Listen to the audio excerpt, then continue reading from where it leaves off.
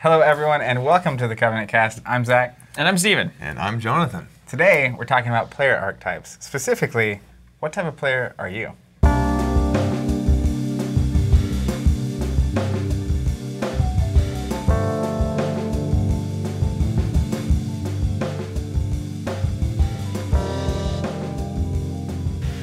Besides my ability to pronounce, what have you guys been up to this week? Yeah, so we actually looked that up, and it is Archetype. Just then, looked it up. Yeah, if you guys, you may have seen it if you're watching the video. Archetype. Sped by. Yeah, it sped by real quick. I've been involved in tabletop games basically my whole life as Archetype. Really? And not calling it Archetype. How does it feel to be wrong your whole life? Well, you get some things right, and you get some things wrong. This actually, there's this Like the spelling of segue. There's a long-standing discussion about basically objective truth, and I think this actually fits into that really nicely about is it archetype or not? I think we can clearly say that it is. We all have agreed. So I'm glad that we can all come to the table and believe that there is one single yes or no question that has a yes or no answer. I definitely think there's a right way to pronounce. Let the postmodernists Archetype. eat crow on that one. Yeah, eat it right now. Let's talk about the week, shall we? For us. I went to a wedding. Jonathan was at that wedding. I was at the wedding too. I was not. It was a. You were invited. Though. I was invited. Yeah. Yeah. They said no It was a I wedding. had other things to do. Wedding for an old friend who we actually so heavily got involved in tabletop gaming with, role playing from the very beginning. Josh is one of the original role playing crew. I actually met Josh on a bus to school. I was probably like 7 years old. I didn't really know him at all.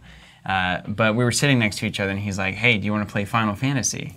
And I was like, pretty sure that we need a controller and game to play that. But I was like, what do you mean?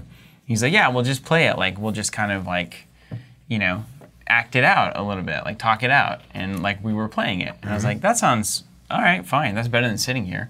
Objectively. So we just started essentially what I've now come to find to be basically like GMing. So he started setting the scene. He said, well, here's what your character is. Here's where you are. What do you want to do? And I was like, oh, this is cool. And so we did that on the bus. And ever since then, we then became friends. You and Josh became friends, I think, more specifically. My actually first memory of Josh is reading the Monsters Manual with him at recess. He had brought it in, and so we snuck off in the corner, and we were reading the old second edition Monsters Manual, looking like Tony DeLizzi illustrations. And, oh man, so good. Yeah, I mean that's really was that his house is the house we went to for role playing. His cousin was into role playing and got him into role playing, an older cousin, and that filtered down to us. He continues to play board games, tabletop games. Actually, his wife does as well, and even in their vows, one of the vows was that they would be board game partners forever. For life. For life. Which is quite a commitment. It is quite a because I've seen a lot of board game groups fall apart. But it does go. I mean, we talk a lot about the human connection. That's the thing that's going to hold it together. The board games? Yep. Yeah. The board game partnership is the glue Mystical to that, glue. that It's very marriage. true. You can go through a lot. You can go through a lot as board game partners, and if you make it on the other side, all the better. But yeah, we talk a lot about human connection and how board games facilitate, and this is literally a textbook story. It runs throughout the entire thing. Yeah. And then segue off of that, I was playing music at the wedding, so I was DJing, ended up doing like 10 hours plus. But we had a really cool, so the reception, first of all, Can you clarify? Receptions, man, if they're dry, you're not going to get a lot of dancing. That's all that I'm saying. Straight up, okay? yes. That's just human behavior. I heard it was pretty And humid, there was a time very when hot, Steven as had well. refused to play receptions that were dry, Yeah, but that's has true. waived his rule for Well, Josh. for a Because second, board games are that important. Can you segue from the segue for a second? Yes, please. And clarify when you say you're DJing a wedding, it's not exactly like. Oh yeah, I'm not like laptop crew up there. It's mostly air playing the horns. iPod. No, I've been doing. I got into music, electronic music, probably when I was like 14, 15 years old. Had a cousin who was DJing turntables and mixer, like classic, like kind of 90s rave DJing. And I bought his old turntables off of him and really didn't utilize them until I went to college.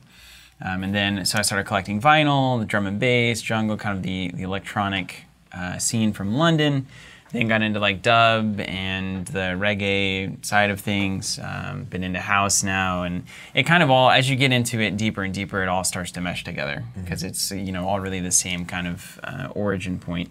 And yeah, so it's turntables, and I'm actually doing digital with turntables now, just because it's way more convenient and easier when you need to play like shout and keep it shuffle, which I'm not gonna seek those out on vinyl, if ever they were actually printed there, which a lot of like popular music just it doesn't get pressed to vinyl. So I reserve vinyl for the really special tunes, and then digital for the rest. But it allows you to have the control of the vinyl since you're still working with like magnetized records. There's it's some weird. technology It's Tractor. It's very strange. So you literally have the needle is spinning around a disc that is producing a certain frequency, and then the software is reading that frequency and saying, anytime you hear that frequency, put this like in its place. That like is this wild, music in its place. Yeah, so you can play anything. But so I'm of the archetype, Zach. That believes that dancing at someone's wedding is good luck, and so that you should dance as much as possible. So that's why you're at the wedding. That is why that's really why I'm at the wedding. Yeah, I think at this point I would say that plays out in all the weddings I've seen. Jonathan and Lee are looking to like be the party starters. Yeah, now. You gotta get people on the floor because you have to have someone that seeds that, and we've done it enough to where it's not anxiety inducing for us to get on the floor and dance, and so. And then it usually blossoms nicely. But sometimes if there's no booze, it really doesn't. Did it blossom? It was in and out a little bit. It did later that night. So then we had an after party where everybody was at this really cool house. There was a pool. There's this beautiful courtyard that I was set up in the middle of this courtyard. It was the best location of my entire life. So I got to play like just old school like reggae and deep house, and started to really just set this cool laid back vibe because everybody was so tired because it was hot all day, and we'd been working since 9 in the morning to get this backyard set up into a wedding space, and so that was just phenomenal. Everyone was in the pool, and that was just killer, and that went until 3:30. 4 a.m. Yeah, I think 4 is.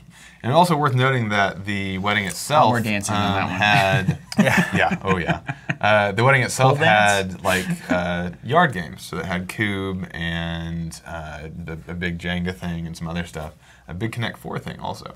But you see that the reverberation of that gaming culture even built into the wedding. Built into the wedding. It's really cool. The very essence of the wedding is really neat. Well, while you guys were doing that, I was playing Destiny. As you might expect. We had our Destiny Store Championship here in Tulsa. You have not been into a game like this in a long time. You've hit it every now and again for X-Wing. At the beginning of Star Wars LCG, I think you hit it somewhat like that. But not this past level. that, man, I think you got that collectible adrenaline pumped right into your veins once again, except now like the world is yours. There's more money. There's more freedom to collect. There's less shame. It's just like it's collectible Again, Zach unhinged. Let's not forget that one of the driving factors of Covenant becoming a company was so Zach could play a collectible game. That's true.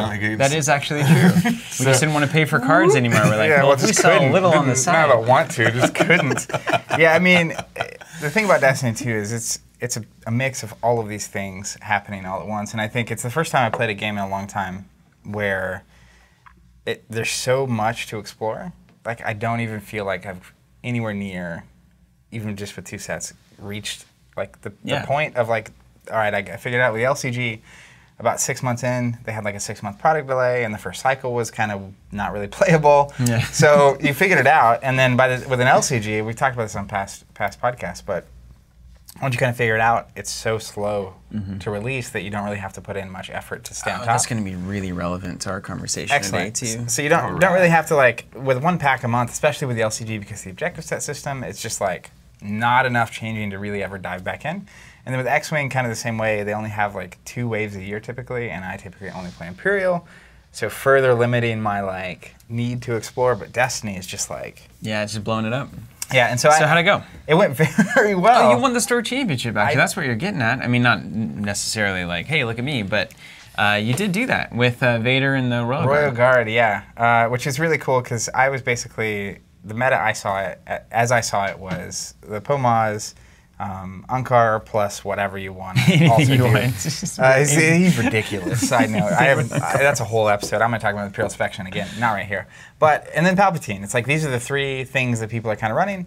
And so I built a Vader deck. It has basically 8 upgrades in it total. And continuing to really push that boundary, huh? Yeah. That's going to be your thing. You're going to pigeonhole yourself into like, ooh, he's the guy that runs the few upgrades. He's so edgy. Well, it's so edgy. That Hanzo's so hot right now. But the reality of it is like, the deck plays, it's a wild deck. It does a lot of damage, has a lot of control, and so like that's really good against all 3 of those. And damage and control, interesting. Yeah. I mean, Royal Guard's specifically great against Palpatine, right? Actually great against Poe too, because you can clear his blaster and not let him. You have a free built-in control card if he rolls damage, and so lots of cool things. The MVP card actually is Price of Failure. Cool. Which is still, as soon as I saw it, it's like this is bonkers. But you can basically destroy one of your characters to stand a different one. Yeah, so like, always good. The one story I want to tell about the tournament is round 6. I'm 3-2. I have to win to make the cut. And Try to spell it out for the non-Destiny players. All right, so it's a 6-round tournament. You need to go 4-2 probably to make the top 8, and that's how you get to the point where you can potentially win. But I'm playing my opponent, and I have Darth Vader, who's just this big, punching machine. He's a big tough guy. So turn 1 happens, and I put an upgrade on Vader, which gives him another melee die, a Vibra Knife. And I roll them in, so they have to discard because of Vader's ability. And now I've got 3 dice showing. And I roll. And I play Force Speed on Vader. Can't forget that. That's a free. It's a free card. Okay. But so I roll. It's like a 3 with Vader, a blank with Vader, a 2 on the Vibra Knife, and a focus on the Force Speed. So I'm like, all right. And they roll in, and it was Poe Maz. And so they roll in Poe, and then I use the guard to remove the range damage, and then roll in my guard dice, and get +2 melee. So I just hit them. I focus Vader and I hit them for like, what's the math? 10 damage? Yeah. Just 10 on Poe. And it's like, all right. I have Price of Failure in my hand. So I'm just going to go for it. So literally turn 1, only damage on my Royal Guard is from the 2 I took away from Poe. Sacrifice my Royal Guard. Wow, that's awesome. Stand Vader. 2 cards left. I get to go again with Vader. So I roll Vader in. They discard another card. And I roll like awful. And so then I pitch a card to reroll, pitch a card to reroll, and I end up doing 2 more to Poe and 6 to Maz. Ooh. So we exit the first turn with, he'd done like a 3 damage, or a Falcon 4 damage on Vader. Vader has 4 damage, Maz has 2 health left. That's incredible. And just like, I love it. Went for it. I love beat him that in kind like of 5 stuff. minutes. That's really fun. It was really I love fun. that kind of stuff.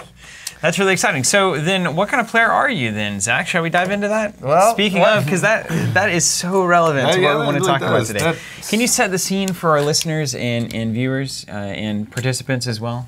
What exactly we're going to dive into, what we mean when we say player archetypes? Sure. There's a couple things that need to be laid out for us to have this discussion to really determine what kind of player we are, let alone those listening and watching. But first, what is an archetype? Yep. In general. And so textbook definition is it's a typical example of a person or a thing. So the expected representation of a certain kind of person. So if you were talking about wedding guests, I was like, what's the archetype of a wedding guest? And it's like, well, there's some there to dance. You have your dancers, you have your free food, you have your your drinkers, your buffet guy. You have your looking for love. Oh, you have your trying to true. find the single men and women. You have the social aspect, like it's a bunch of friends and family that I know, it's a party. Even under food, you have sub-types, where it's like people are there for the cake, people are there for the beer, people are there for the food. By the way, I am never there for the cake. Never. That's there the are thing. There's some people who that are are super really into wedding it. cake. I have had maybe 2 pieces of wedding cake in my entire life, and I've been to a lot of weddings, even back in like. I would be honest, I've definitely had more than 2 pieces of wedding cake. Yeah, but surprisingly so. I really think that is about the number of pieces of wedding cake I have. There's also the appetizer people. Like that's kind of more where I am on the food. I don't want to sit down and get a meal. Like I just want to graze Constantly for like grazing. 6 hours. Yeah. That's And good. they're the open bar people Yeah. who will not go to a wedding without an open bar. If they will, they'll bring their own open bar. And so, as we're building these, no joke, they'll build their own. It's called the car bar. As we're talking about wedding archetypes, right? This could be useful for a lot of different people that might be involved in a wedding. Which is, if you're the bride or groom planning a wedding, you need to know your audience, right? Who's going to come? Why are they coming? What's important to them? What's important to you as the bride? If you're a DJ, same thing. Where it's like, Yeah, are we playing country? Are we playing hip hop? Are we we playing the playing classics? oldies? Are we playing- Are we too cool for Cupid Shuffle? Are we too cool for YMCA? Like, are we gonna do this shout thing? And like you gotta we know, always right? do? Like, if half your audience is like the cake archetype, it's like, Yeah. don't disturb the cake time. Don't- It's like, don't don't disturb the try cake to get time. things going when cake's happening. Don't bring in pie or cookies instead. I mean, like Oh, if your yeah. entire I would much family rather is like cookies, by the very way. much cake based, you better have a cake. Cake You based. know, because you know the cake Yeah, the archetype cake. is going to be well represented, and if you want them to have a good time, you have to play to the thing that they're looking forward to. Yeah, and depending on who you are, right? Whether you're the bride or the groom or the DJ or the guest, understanding your own archetype is important because if I'm there and my favorite thing about a wedding, which is not the case, is either the cake, then like that changes. you make a big deal about the cake, but it turns out none of your guests care about the cake. So it could be, you got to watch your own biases and that kind of So yeah, the event you're throwing, if you have the wrong archetypes coming, Quote, and you're unquote. too blinded by your own archetype to realize that the rest of these archetypes aren't having fun, then you've got yourself a problem. Yeah, and I mean this stems from the idea that like you want the wedding to be enjoyable, or you want to enjoy the wedding, or you want to be a good DJ, and you want the people who are funding your business to you want to succeed. to enjoy it, all that kind of stuff. So in tabletop games specifically, there have been archetypes developed over the years, specifically going back to the roots in like Magic. That's when Very they famous archetypes here. They first Super started famous. really kind of pouring out.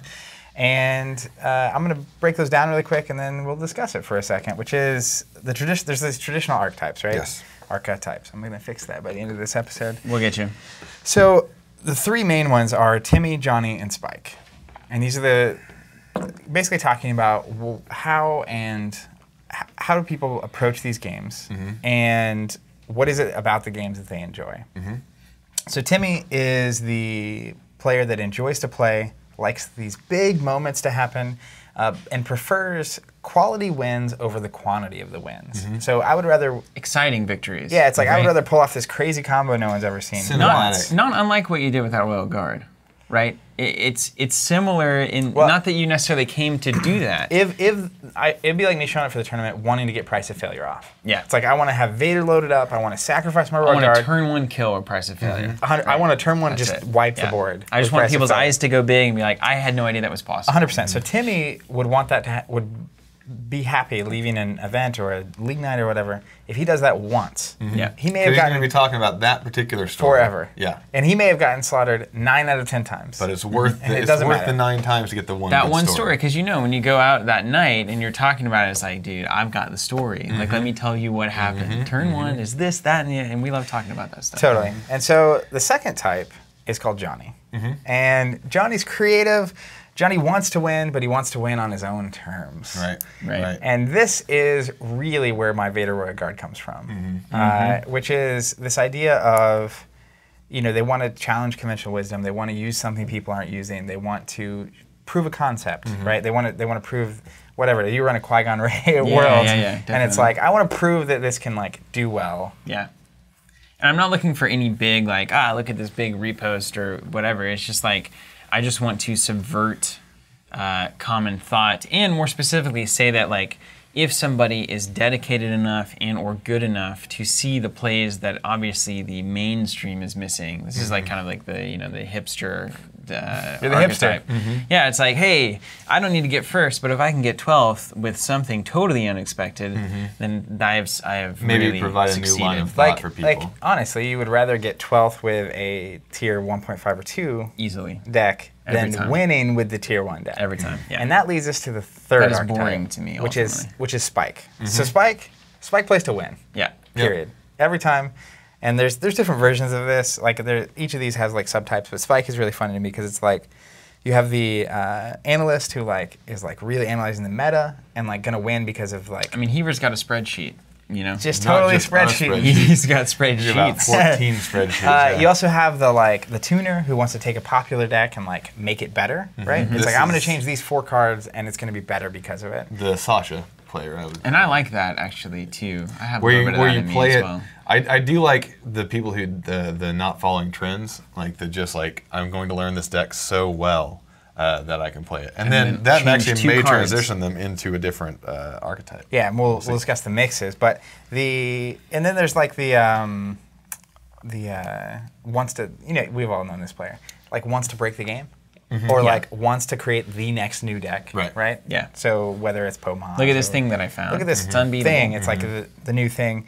And so each of these have a subtype. And the way this is usually used to talk about like players understanding their own archetype, which is like why I'm here, why I enjoy this game, or how I play this game and what it is about this game I enjoy, right? The big combos, and like if you don't have combos in a game, then the Timmy who wants these big moments, if he doesn't have an opportunity to create those, doesn't enjoy the game, moves on to something else. I would probably design a game that the Timmy, and sometimes Timmy Tammy also is the split there, but I would design a game that they wouldn't like at all. I think if I were in charge, everything would be very would be outside on the there edge. would be no free anything. There would be no ability to just like pull things in randomly from unexpected circumstances. There would be no playing out of hand in this big, you didn't see this coming kind of way. It would just be like a very much more methodical down the line, so which I don't think would be all that fun. But whenever you got the old spoils, I heard it first of the spoils where everything is broken, so nothing's broken, which is a game potentially designed just for the Timmy Tammy archetype. But it disseminates down because of the way that they have balanced it.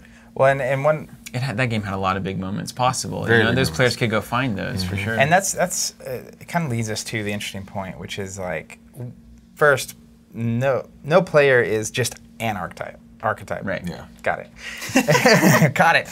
No one is just an archetype, right? You can be primarily a Spike. You're here to win. That is what you enjoy the most, is winning for one reason or another.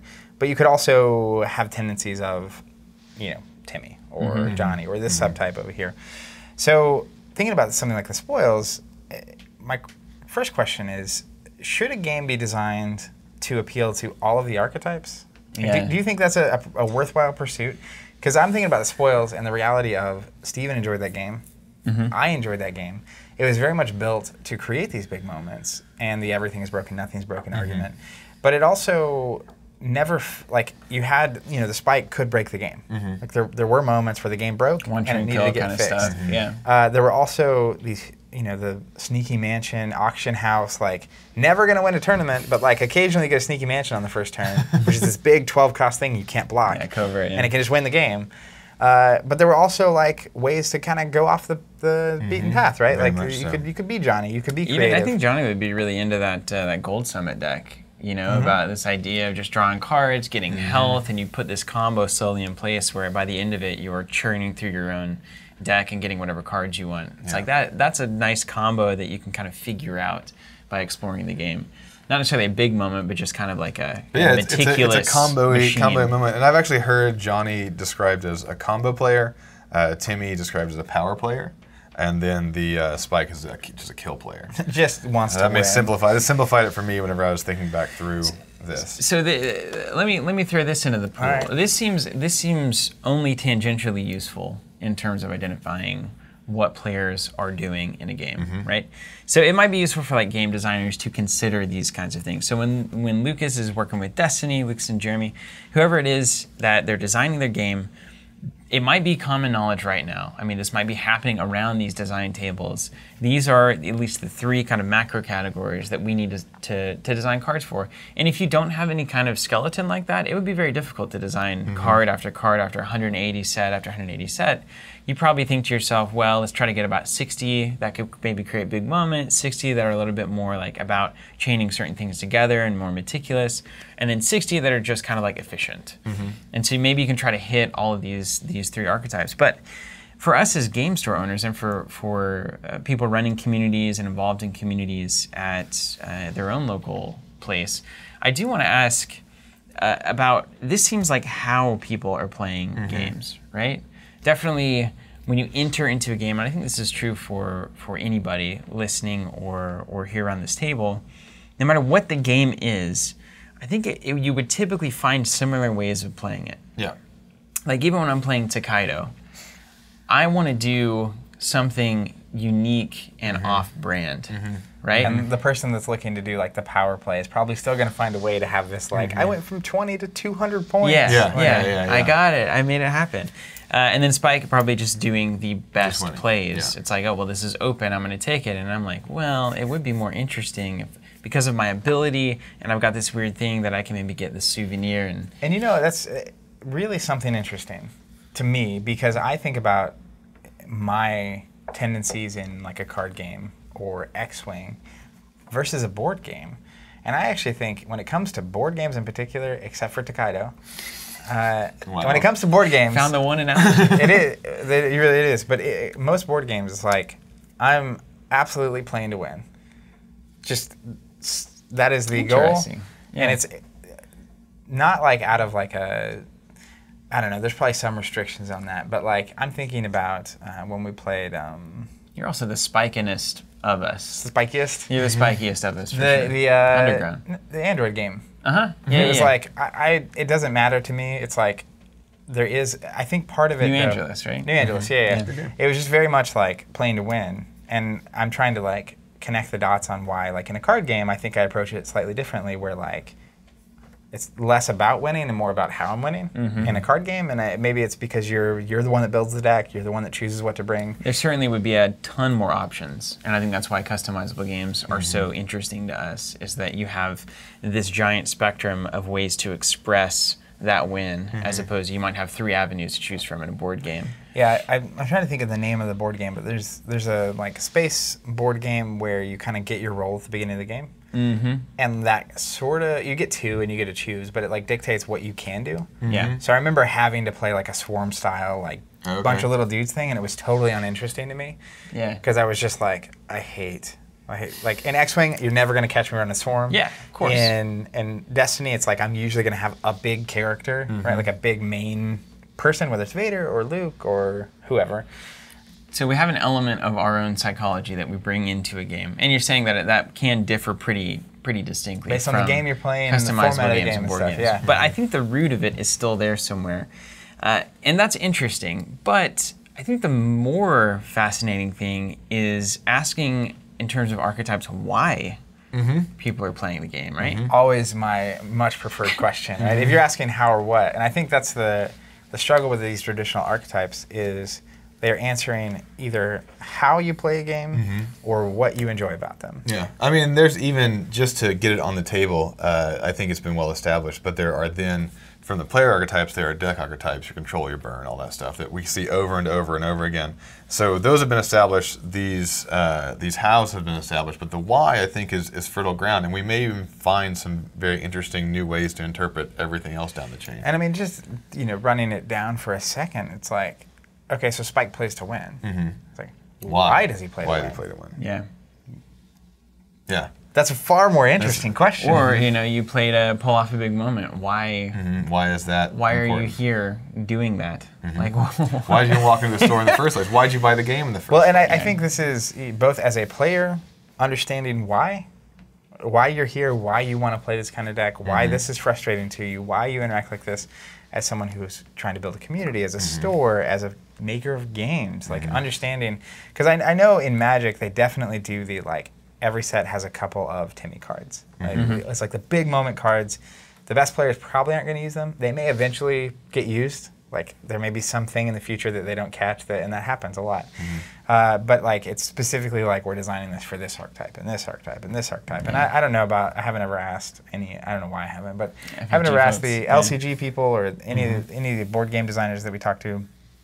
But understanding why is a lot harder to pin down, right? We can watch someone's behavior. It's way harder, but it's 1,000 times more relevant because it actually gives you what I would consider actionable advice or understanding when we think about how can we make our store better? How can we make our retail store better? How can we make our online content better?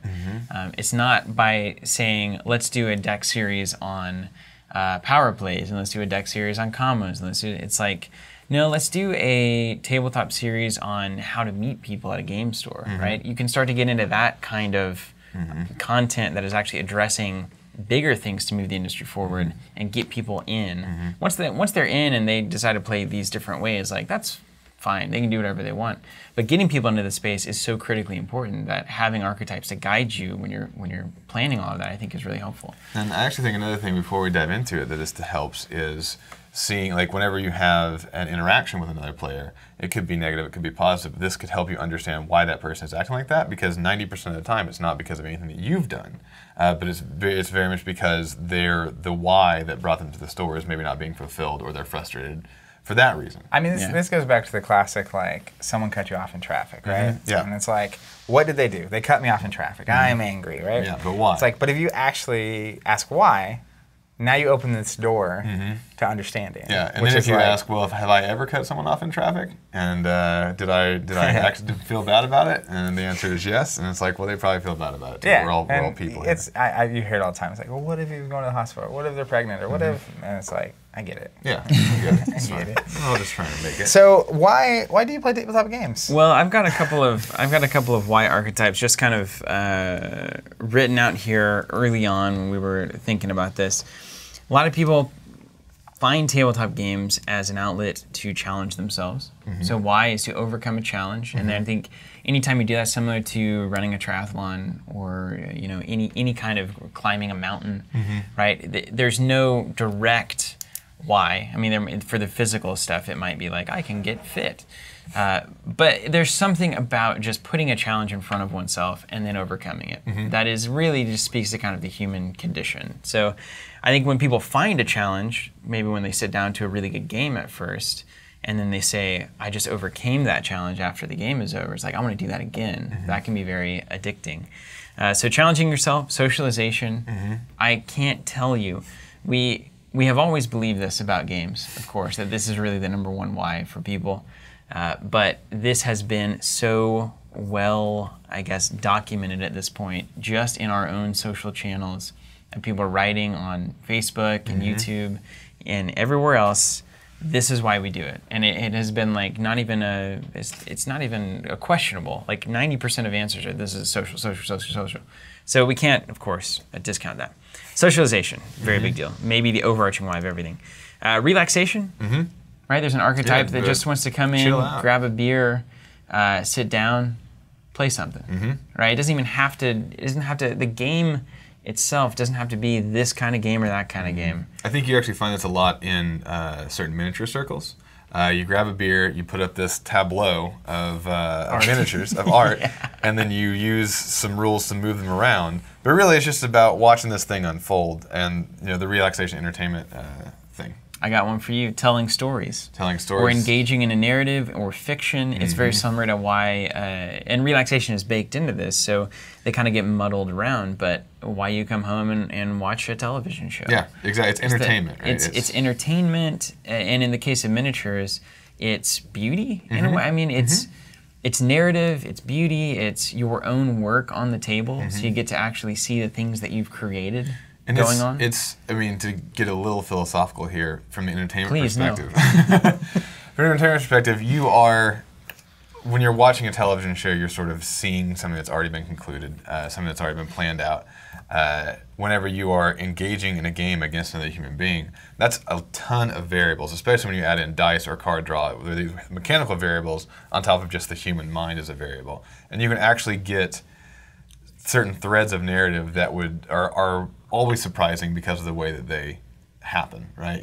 I can pretty much predict how a show is going to go because I understand plot structure. And even if you can't predict it, like that somebody knows the answer, right? Well, exactly. Nobody knows the answer to how our game of Arena Rex is about to finish. But it's going to be a story, and it could be really cool. And I think a huge difference with tabletop is that it's not just a story; it's a story that you are involved in. Like we talked about this on the physical digital episode. And it was just this idea that like part of the physicality of tabletop's benefit is that it literally brings you into the story. Like you have to be a part of it, and there's no known outcome. And it's one of the fun things for me on that to you see a game of Netrunner, you look at the cards that are being played, and you use those cards and the sequence they were played to develop a story in your head, and it's really neat to just see that whole thing tied together. I love games that do that, so obviously that's a big one for me. And then we have a strange, kind of the one that starts to really question the archetypes, which is validation. This is one we should take some time on. This is a fascinating concept because it's hard not to get wrapped up in everything as a form of validation, just in terms of the human drama, right? That everything that you're doing is validation of some kind of desire or running from fear, whatever it is. However, there is, I don't know if validation is the best word, but there is, certain players have an intensity about them that is their own value being derived from the outcome of this game, right? Some real value that's being tied to this. And even if you're not that all the time or even most of the time, I will find moments even where like you can kind of slip into taking this more seriously than you thought you were capable of taking it. Where it has been maybe just you've gotten wrapped up in how important it is, you're about to make a cut of a tournament or whatnot, you didn't come here really expecting to win, but now it's like, but I'm on the cut. And now like I'm on the edge here and this is a tight game and I can't make any mistakes, and you can tunnel into it so much that when it goes wrong, you find yourself reacting in a way that you were like, man, I really must have cared about that. Because now I'm just like upset about it and I need 20 minutes by myself to just like unwind after that. And that's not what I came to the event to feel. Right. But sometimes you do get wrapped up in it now, and then there's other people who are very aware that this is their whole reason for being here. That they've been doing all that before the cut. They were doing all that in the drive up. They were doing all that when they were building a deck. This is about them winning. It's a proving ground of some kind. And I think we often get this weird, we talk in terms of casual and competitive players, or tournament players and non-tournament players, these kinds of things. But I think it's just about how much validation you are equating to winning a game and or winning a tournament, right? I think that's a spectrum for everybody. Some people have absolutely no care. 1%, right? Super laid back guy, makes it to the finals, feels is going to feel proud and like really happy about that. But goes 0-5, has a beer at 0-3, right? And it's just 3 beers. And is maybe like, you have a 1% like, am I just not smart enough to figure this out or whatnot? But really, it's not a driving factor at all in their thing. And then you have some players that are one loss is like, I should have done better, I could have done better, because this is expressing how good or bad I am at just life, right? Yeah, not even the game. Yeah. But a step up of like, if I lose, then I am invalidated as a person. I wasn't smart enough. I wasn't tricky enough. I didn't play well enough. These kinds of things. And like I said, we all get involved in that, I think, to some degree. The real problem happens when someone who is very high on the validation side of things meets someone who is very low on the validation side of things in a tournament. And this is, I was in college and I was in like a C-League soccer team. And through some weird football for our European friends. Yeah, football. For some weird scheduling issue, we ended up playing an A team. And it was miserable for both sides. Because we were just there to kick the ball around. And yeah, we wanted to win, but like not that bad. And they were there to get the most amount of wins on their record before the end of the school year. And so it's just like, we weren't even putting up a fight, so they couldn't really count it as a win. And they were putting up way too much of a fight for us to even like enjoy what was going on. And that becomes problematic. So do you think, we're starting to define some of these Y archetypes of players. Do you think that players of different archetypes on the Y level should play the same games? I don't know. I mean, if you want to get real semantic, I don't think they are playing the same games. Well, yes. I think undoubtedly, because just like your example with soccer, football, I mean, we've all had backyard ball over at Thanksgiving, and we're trying to win. Yeah. Does anybody actually care? No. Like there might be one moment in the game where Uncle so-and-so really, really wanted to throw that touchdown pass and, gets tackled or gets batted away or whatever. And it's like you get upset about it for 5 seconds and that's it. And then you go eat your pie or whatever. Unless you have someone who is really, is that where you're going to go? Really wants to win for validation reasons. Now, I would also say that if everybody at that Thanksgiving football is of the same mindset, which our families are not, but, or at least Steven and I don't know about you, Zach, but they're going to have a lot of fun. If everyone's there for validation, they're actually going to compete head-to-head in a very serious way and love every minute of it. Yeah. But this is one of the many things. But it's not the game's fault. the fact that the game can accommodate both is phenomenal. It's about getting the right people playing at the right time together. It's not about playing different games. It's about playing that game in the right space. Well, and I think this is something to me that makes tabletop so unique. This idea of like, you can show up to a weekly league night or at the store or with friends or whatever, and it's like, there's ways in basketball, right? Like if I'm playing someone at basketball who is not athletic and not good at basketball, it's not going to be fun for me, and it's not going to be fun for them, like ever. Like doesn't matter how many times, like if me and my brother Tim play basketball, he's not good at basketball. Like no one is enjoying this, right? It's just bad. The internet enjoys it. But in the same way, if I play against, even right now, 55-year-old Michael Jordan, not fun for, it would be fun for me. Yeah, of course. Bad analogy. But it really wouldn't be that fun, right? Like he would just destroy me. Yeah, it wouldn't be fun for him either. Yeah, it's not a game. But the thing about sports is that physical skill is physical skill. You can't it's not fun for the better physically skilled to de-skill for you.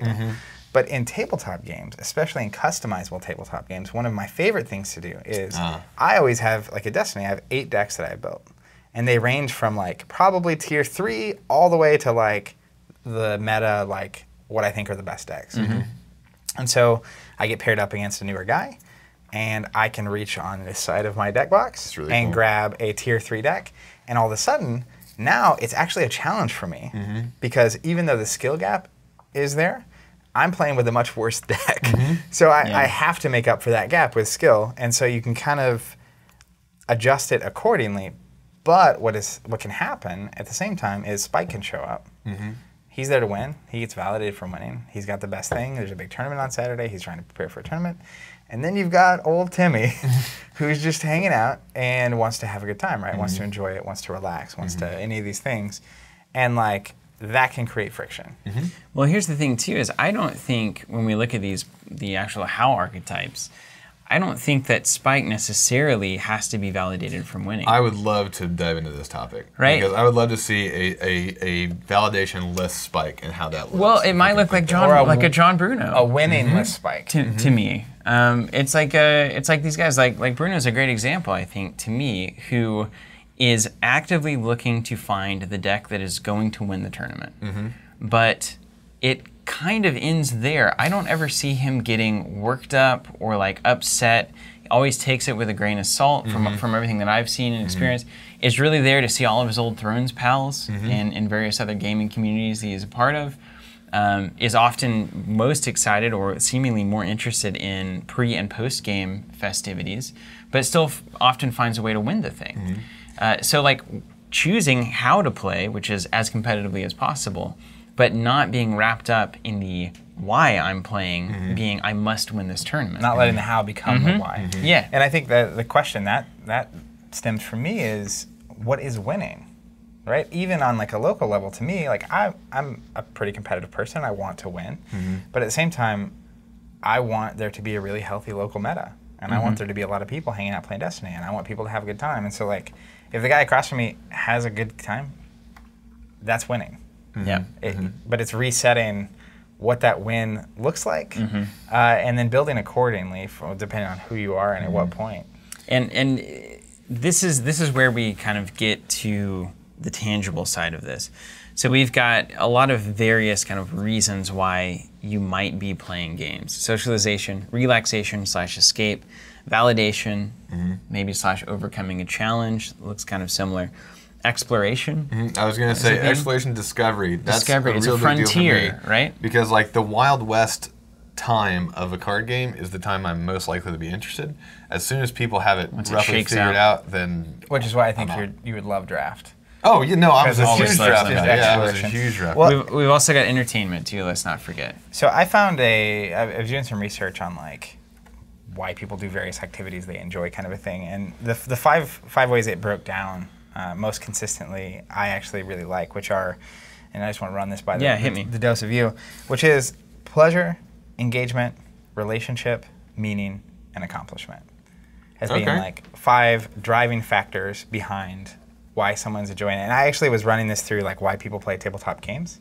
And so to me, pleasure is I enjoy it, it's relaxing, I can take my mind off of things. It's an escape. It's This is incredible. I'm glad that you brought this up. Yeah, Did you say very- excitement was the last one? accomplishment. Yeah, that's the challenge. And then the second one was engagement. So this is to me more of the like being engaged in activity, taking my mind off things. It's like it's why I play basketball. Yeah. Right. It's like it's not even about like I'm not like joyful necessarily when I'm Yeah. playing, but like It's this concept of flow. This has been discussed. Actually, really good, yeah. I worked at the climbing gym and worked for a place called Outdoor Adventure when I was in college, and it was full of a lot of outdoor recreation, like master's students.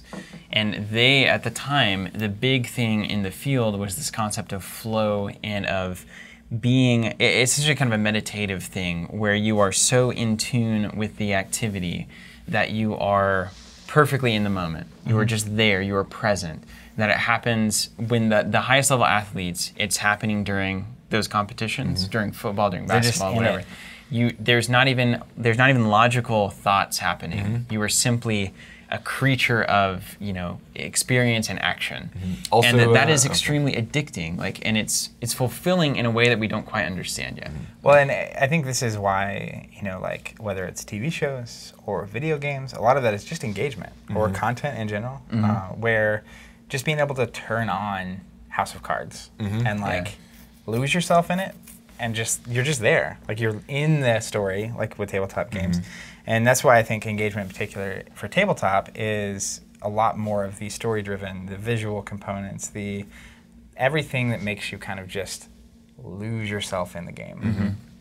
Yeah, except for, I mean, tabletop is great, and I think, in my opinion, better than television movies because it's happening so much in the imagination of the player. There's and also engaging your brain. engaging in something and escaping from something. And Very those much two so. things can look similar, but they might They function have a bit very differently. different. And then the end third results. one was relationship. Terribly important, right? Which I think this is the one, when I was looking across it, that like tabletop did the most uniquely, because, and we've talked about this before, I think this is what makes tabletop so ultimately special, which is it just actually requires other people to partake in the activity. You can sit at home, play board or video games totally by yourself. You can yell at people on the internet, but like you can just play by yourself and you can enjoy it and you can get pleasure from it. You can engage in it and lose it. You can actually gain meaning, right, from the experience. You can actually accomplish things. Tons you can of level up. accomplishment. You can do that. But the one that is the most lacking to me is relationship. And now there are exceptions, even in the video game world, where I'm thinking about when you guys play World of Warcraft. Yep. And you have like a Still guild, a lot of people and it's like you go to. That's why those games are so popular. That is 100% why those games are so popular. But tabletop, obviously, the relationship is one thing that it can do that it does better I than think it does in a very almost special anything else, manner. probably. I'm getting somewhere really interesting with this, is that I think that these might be your archetypes. Yeah, I would throw my hat into that as well. Or at least that every person has a 1 to 10 on each of these, and that gives you a kind of a basic where they are on the spectrum. Because then you also have meaning, right? So that, to me, like meaning and accomplishment are hard to differentiate for me. Well, here's where it is for me. Accomplishment is, you had a goal and you accomplished it. Yeah. So So it's winning the I won the tournament, winning the tournament, or I wanted to pull this combo off. Yeah. Or I wanted, Get you had the some big goal. I power. wanted to go 3 and 3. Yeah. I just wanted to break even at the tournament. That's my goal. Meaning to me is, like John was talking about this idea of exploration, and it's like that's meaningful to you. Like you actually having the ability to explore, or like if you're, your job, you've basically like mastered where you're at. You're not growing. You're not being challenged. Right. And it's like you're not necessarily looking to accomplish something, but like you are looking to grow from this. To grow, or yeah, that's very true. There's a lot of ways growth, learning, that kind of thing, more intangible And value. Just keep for moving I'm forward. thinking about the different like player archetypes we talked about early archetypes, and it's like Spike, right? It's like maybe validation is how he's gaining meaning, but like for him, winning is meaningful. That accomplishment, that's where that accomplishment is so tied to meaning. Yeah. And that can be a real, that can definitely create scenarios, right? But if you realize that going in, and you start to understand people around you better, then that makes a lot more sense. Yeah, ultimately. it's like, well, this person is really attached to winning this, so they're going to be a little bit more upset than they probably should be if they lose. I think you've hit it though really nicely on relationship. We should think about this. So tabletop, I think, has it has the biggest, this is where its advantages, as you've rightly noted, when it comes to Thank you. recreation of any kind. If people are engaging for these 5 reasons, this is where the money is for tabletop. This is where you have to hang your hat as a promoter of tabletop gaming. It is the one thing that no one else can claim quite as well, right? I think that's fair to say. At minimum, tabletop does it unlike anything else. So then, let me ask you this. Ask on. If we have these 5 as our, and I think I could see this, so these 5 as your major archetypes, basically how far your bar graph goes for each of these, where it The is old Tony the Hawk Pro Scale. yeah, where it is Or highest. Pleasure, Even engagement, just, relationships, like, meaning. in what order would accomplishment. these go for you? Yeah, Right. It's that's like fair, yeah. it's like and as much as I don't want to reference this, it's like the I can't wait. the old love languages thing. Yeah. It's like there's 5. I think there's 5 of them, and it's like it's not that gifts would never be something I would want, Right. but like it's the lowest It on just the doesn't scale. register in the same way. Yeah. Okay, so we would rank these, and I think as depending on what you rank the highest, kind of is starting to define your archetype. So the person pleasure, that's probably like a little bit more the relaxation, have a beer kind of player.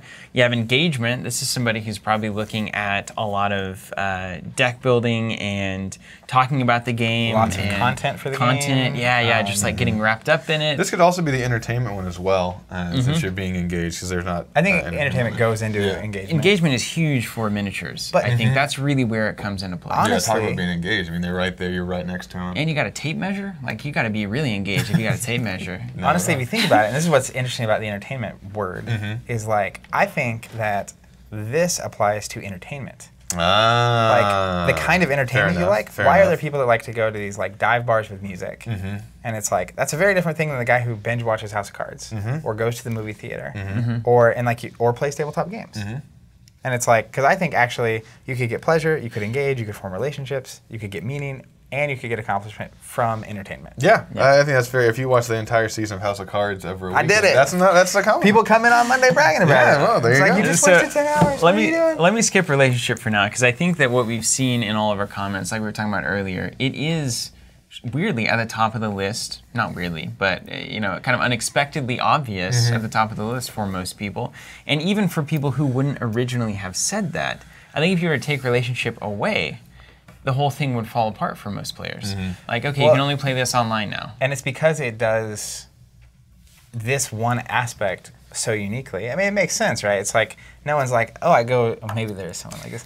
I go to the coffee shop to get a tea, and it's like... There's so many people like and that. I realize there are people like that, but like, most people I assume, go to a coffee shop because of the coffee, right? And so it's like, tabletop games, the thing it provides greater than anything else that I've experienced is relationship. And a number of people actually go to a coffee shop for the people that they might see there, 100%. which is fascinating. Just come I'll to a skip board game that. store. Meaning's still very confusing for me as a philosopher. I kind of just want to cut this because I think you can find meaning in all the things that you're doing above. Like pleasure has meaning, engagement has meaning, whatnot. So it's a hard word for me to get around. So I'm going to kind of just skip that one. Accomplishment I think is very obvious and very Meaning is relevant. obviously not why Steven's here. Very relevant to very relevant to tabletop games. So people who are looking to accomplish X, Y, or Z. Some people don't care about accomplishing anything. Others do.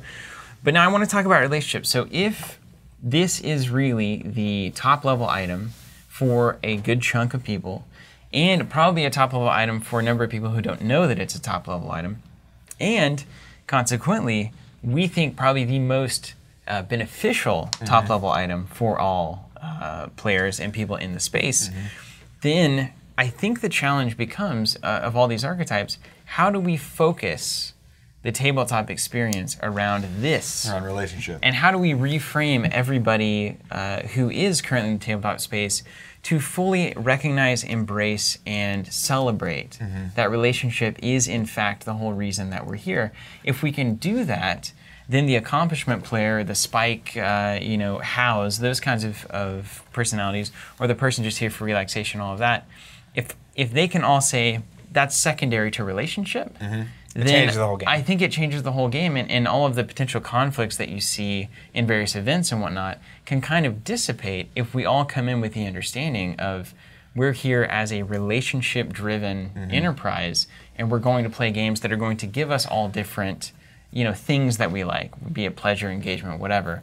But we're here for each other. And to add to that, I would say that one of the things that to realize is that tabletop games do this naturally.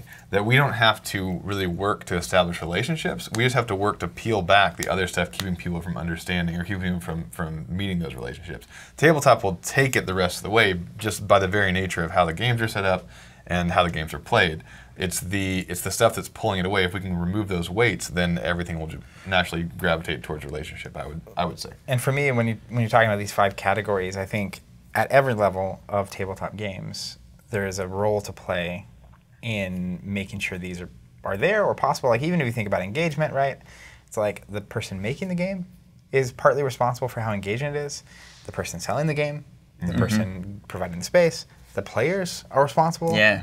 On a certain level. Your perspective and psychology going into a game changes everything. And so understanding why you're playing and understand why the other people around playing. you are playing. That's so where it's important. Like, as an example, like I don't need to know why you're playing Halo if we're playing Halo online. It's like I'm gonna snipe you. Like it doesn't even matter like why you're playing, right? And I think that's what makes tabletop so crazy is that there are other people involved. So asking why is the person across the table from me sitting here in the first place, and if at the root of everyone's why it's human connection and relationship, then like we can relax a lot. Yeah, everybody can just chill. We can hang out, and it stands to reason. I mean, I think the final question that I have with all of this discussion as it is, which I think has been really awesome for me, is the 7:30 p.m. 3-round tournament really what the tabletop space should be promoting to hit this? Well, I have a lot of thoughts on this, man. Yeah. Well, it's just the reality of like. Does that scream relationship it's to you? Not, as long as it's not about the tournament. If the tournament is a vehicle for randomly pairing people who don't know each other, for providing a structure that people are comfortable with and like will show up at a certain time and commit to playing games and like, but if you understand the why, all of a sudden this tournament starts looking different. Where it's like, well, do you want to have a $500 cash prize? And it's like, that attracts a validation player. That actually just kills relationship, right? Yeah. Because like the moment, that's why I don't like cash tournaments. This is a segue.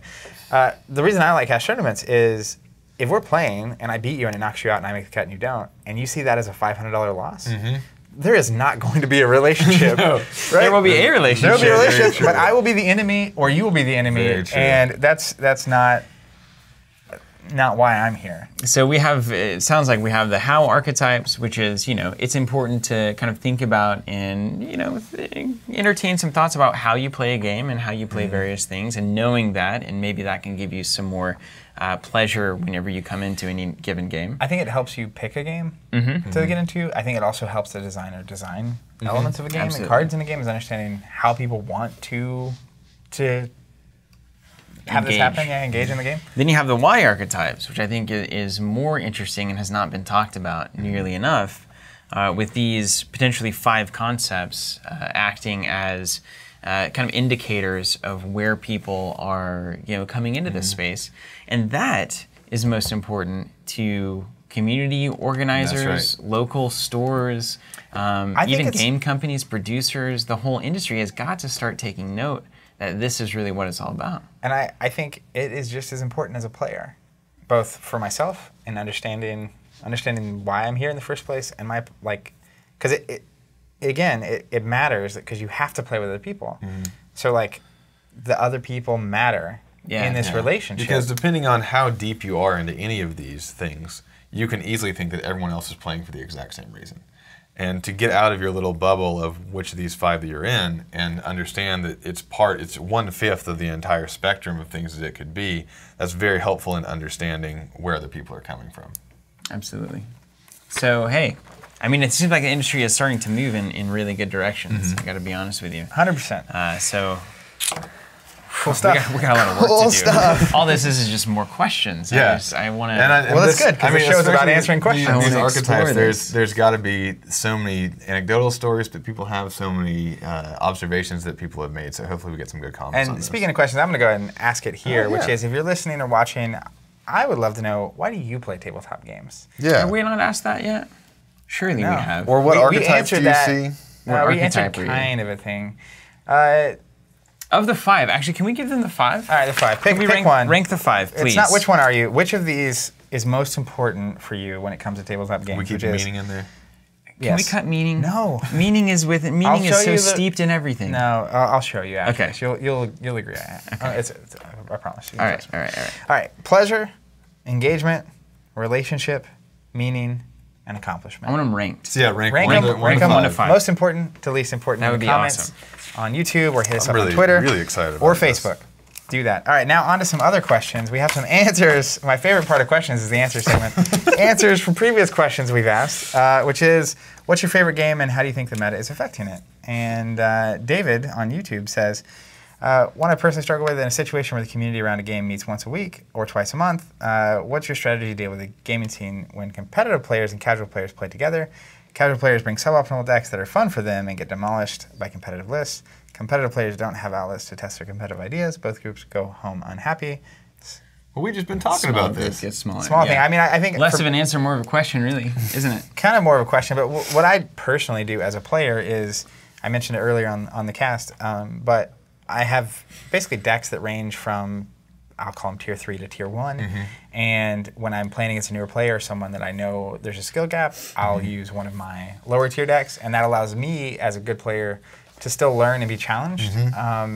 But it doesn't just demolish them, so they also get to enjoy the game. Yeah, I would say if you are a competitive player, this is something that tabletop, and especially the deck building games, does so well that you can have these handicapped decks where it's basically the same as in baseball. You're in the on-deck circle, you got your bat has a giant weight on it, so that whenever you take your weight off, or Dragon Ball Z, if you're of that persuasion, you take your weight off, everything is faster, everything is lighter. And so if you think about it in that respect, not like I'm playing a worse deck just so this guy can have a chance, but like I am bettering myself because I will fundamentally, if I can be good or at least understand how this deck works, I can be fundamentally good at the game.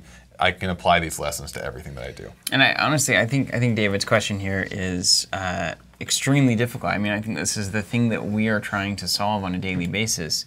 You have competitive players, casual players playing together. How do you do that best? It's not like, here's your answer, David. We figured it out.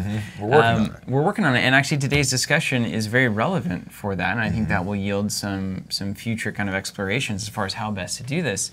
But ultimately, you really just want either everybody reframed around a single understanding of why they're there. If you can reframe that entire group's perspective on relationship and community, rather than winning or not winning, that I think becomes a very good step in the right direction. And then secondarily, if you can pair players together who have similar goals, I don't know how best to do that. I don't know that a tournament format is really built for that, but that is kind of the next step for me, is how can we get players who are looking for the same kinds of value in the experience to be feeding off of each other rather than clashing with each other. Yeah.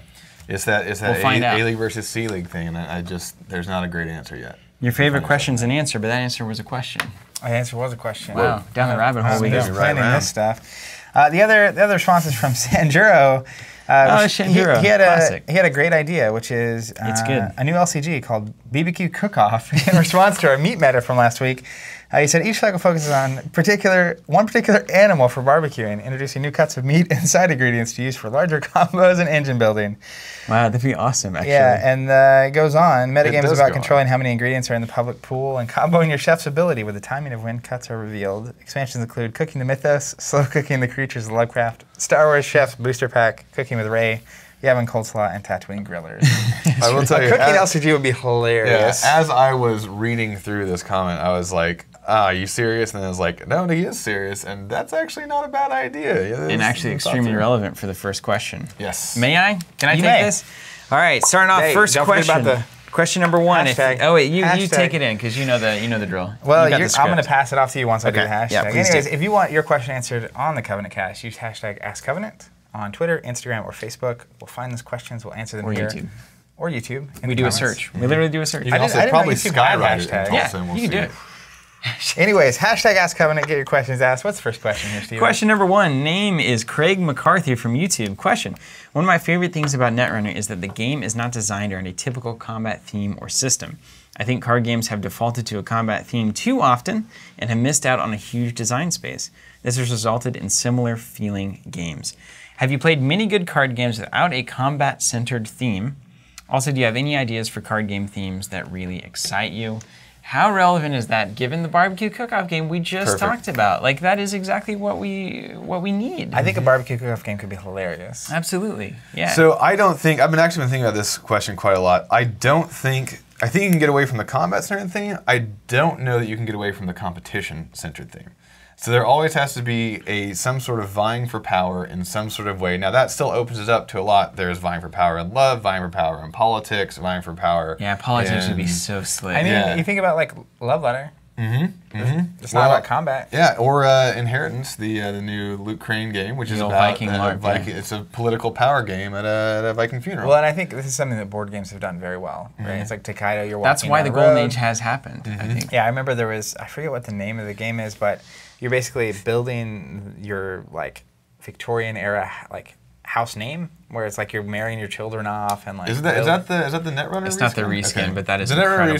reskin needs to be brought up. It's Talk about it, please. in the internet I somewhere. mean, Netrunner's a great Runner? Is that example. what it was called? What was it Runner, called? Something like that. Just Netrunner period, right? Well, Netrunner period is another very good idea. Lace but Runner? Lace Yeah, Runner, something like that. It was brilliant. It's it was brilliant. literally brilliant. It was basically It's a Victorian theme. Yeah, reskin Netrunner as a Victorian theme. So you're using like all these like social ways to get into various social circles, which are servers, as I understand it.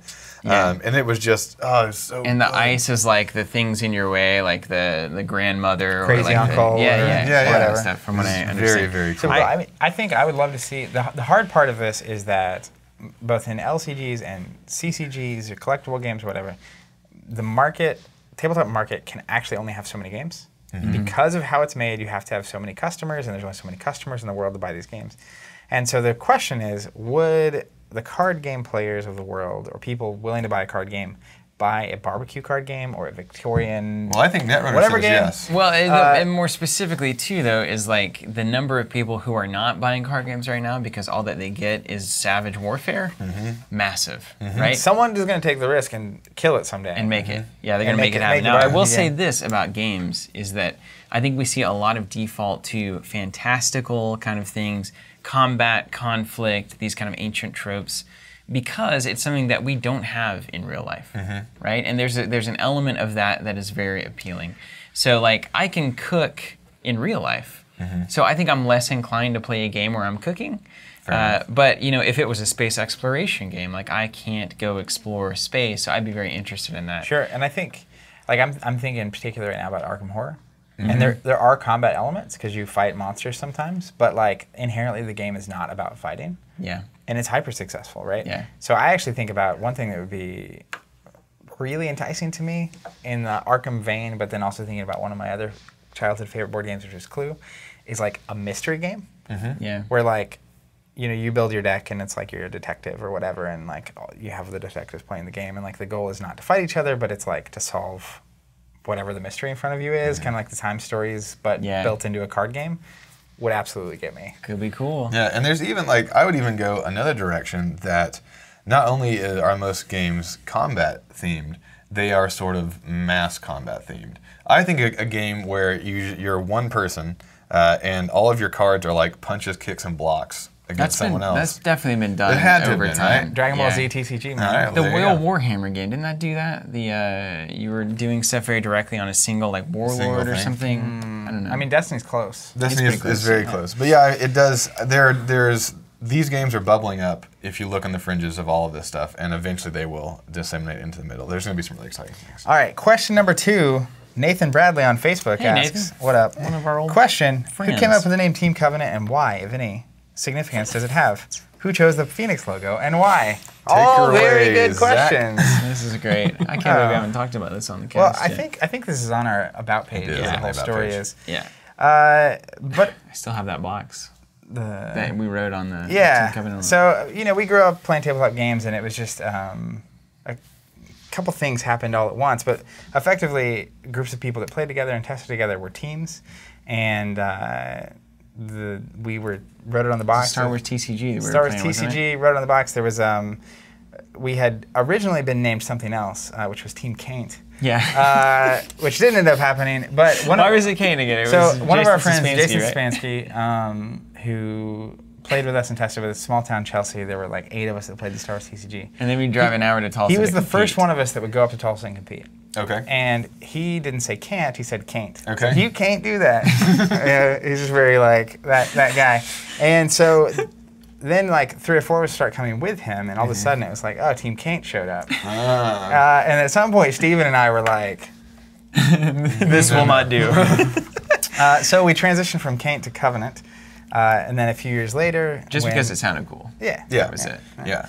A few years later, we started. I started a website, and it was like, well, of course, it's going to be Covenant. So that's really where that started. And then when we first started, we had a tagline called Gaming Reborn. That's correct. Which is this idea that we wanted to revolutionize the industry and totally radically change it and do all these things better, because we had grown up in the industry, and it was just kind of very Magic focused, and it left a lot to be desired. I think everyone could agree to that. there was a lot of things, right? Like we just thought we wanted to do better about the industry, and so we had Game Reborn, and so to symbolize that, originally it was Phoenix was symbolizing the idea of rebirth, and Spade was the shape to symbolize like games, basically. Games, so we actually had a Phoenix, which you can see on this table here. Yeah. It's on our About page. You can see the Also evolution on the of the About logo. page. A Phoenix shaped into a spade. Yeah. And then eventually that Worked evolved out. into a much simpler, more minimal Phoenix in the shape of a C, which With a circle, which still had the rebirth sort of a thing going on. and Yeah. Phoenix. And Phoenix. Which we have now. And Which is one of the, by the way, very few mythical creatures that the West has to draw upon. Like if you want to go to India, you can have like meetings of all different stuff.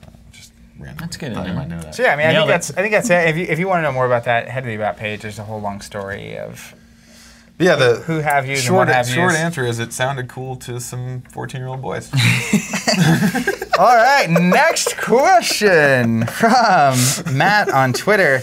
At Darth Buckets. At Darth Bucket. It's a very serious question, which is, when is the quote-unquote Steven Life Coach spinoff cast starting? I need more guidance in how to prepare my meats and navigate other struggles of life. Steven, tell me when. How does it follow that a coaching on preparing of meats can also handle other life crises? I think the It's Stephen important to know how to Woolley handle your meats. How to prepare meats and other struggles cast could be really good. I would listen. and other struggles. Etc. How to prepare meats. and Main other focus, struggles. and then also fulfillment, purpose, your long-term Enlightenment. career, All retirement. very tied together. Well, thank you, man. I'm glad As that you sounded can learn exciting. That, we'll fill in a sausage. Absolutely. Don't forget, use the hashtag AskCovenant. We'll answer your questions like, when is the Steven Life Coach spinoff starting, right here on the show. And don't forget, we would love to know, in order of your importance, pleasure, engagement, relationships, meaning, accomplishment, what's important to you when it comes to tabletop games. We'll catch all of you next time, and until then, And hopefully more. keep playing.